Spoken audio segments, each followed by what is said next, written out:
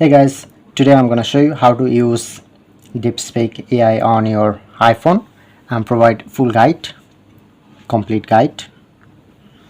So simply at first need to install, open App Store, go to search option, search it to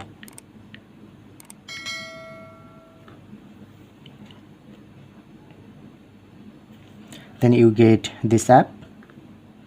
You just easily download. I'm already download and install. Okay, press on open, then click on. You get your recently search history plus on to already new chat. So I'm write something. Okay, send,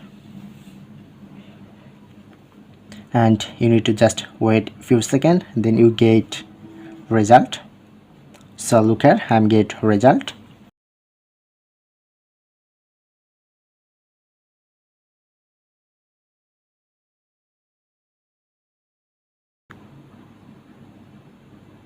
Okay, stop, no need to more. So provide full solution. So if you want to replace this text, so long press, then showing it to edit, you just easily edit this text. Okay, no need to replace, and follow this area, click on to plus option, you just easily send image. So I'm select an image,